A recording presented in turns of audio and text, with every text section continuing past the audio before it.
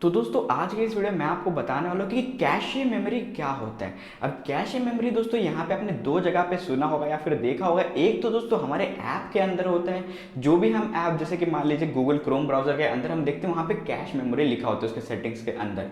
और एक जो दूसरा कैश मेमोरी होता है वो यहाँ पे होता है हमारा जो मदरबोर्ड होता है, यानी कि जो हम कंप्यूटर लेते हैं उसका जो मदरबोर्ड होता है उसके अंदर भी थोड़ा सा कैश मेमोरी होता है। तो ये दोनों चीज़ मैं आपको एक्सप्लेन करने वाला हूँ आखिर ये कैश मेमोरी होता क्या है। तो दोस्तों जो गूगल ब्राउज़र है जब हम उसको यूज़ करते हैं तो मान लीजिए हम क्या करते हैं, पहले गूगल ब्राउज़र को किसी भी ब्राउज़र को या फिर क्रोम ब्राउज़र को ओपन करने के बाद वहाँ पे हम पहले क्या करते हैं, google.com सर्च कर लेते हैं।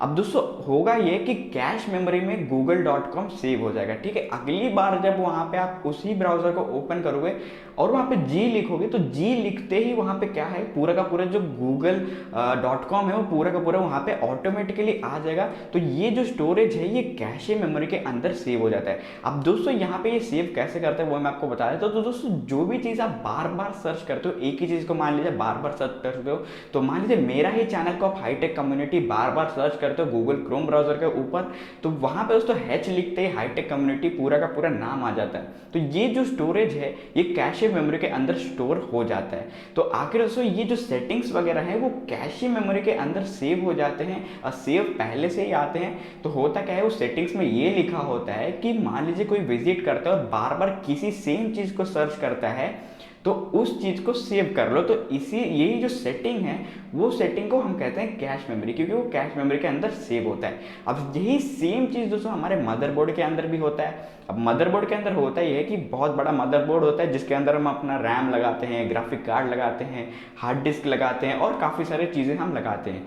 तो होता ही है कि उसमें थोड़ा सा कैश मेमोरी पहले से ही होता है हमारे मदरबोर्ड के अंदर, और उसके अंदर कुछ इंस्ट्रक्शंस वगैरह लिखे जाते हैं। ठीक है, अब उन इंस्ट्रक्शंस में ये लिखा होता है कि उसे याद करना होता है, उसे याद दिलाया जाता है कि ये जो है यहाँ पे जो लगेगा वो रैम है, यहाँ पे जो लगेगा वो ग्राफिक कार्ड है। तो दोस्तों कुछ उसी तरह से इस्तेमाल करेगा वो हमारा मदरबोर्ड, उसी तरीके से हमें डिस्प्ले करेगा। ठीक है, उसको याद कराने के लिए जो सेटिंग्स वगैरह लिखे जाते हैं, जो कोड्स लिखे जाते हैं, जो इंस्ट्रक्शंस लिखे जाते हैं वो कैश मेमोरी के अंदर लिखा जाता है। अब कुल मिला के आप ये समझ सकते हो कि जो कैश मेमोरी है उसके अंदर कुछ सेटिंग्स वगैरह ऑटोमेटेड होते हैं जहाँ पे उसको याद दिलाया जाता है कि ये चीज़ करो, ये चीज़ करो। ठीक है, जैसे कि यहाँ पे क्रोम ब्राउजर के अंदर एक ही अगर चीज सेम टू सेम आप बार बार सर्च करोगे तो उस चीज को याद करो, ये लिखा होता है क्रोम ब्राउजर के अंदर।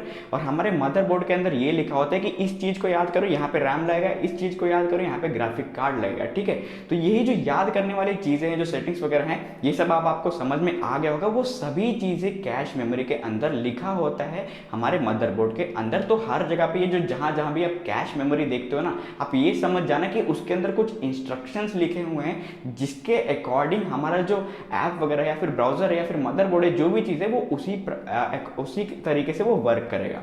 सो आई होप दोस्तों आप सभी को समझ में आ गया होगा कि आखिर कैश मेमोरी होता क्या है। सो अगर आप भी ऐसे और भी वीडियोस देखना चाहते हो तो हमारे चैनल को सब्सक्राइब जरूर से करना है। सो गाइस आज के लिए बस इतना है, मैं मिलता हूं आपसे जल्दी नेक्स्ट वीडियो में, तब तक के लिए गुड बाय।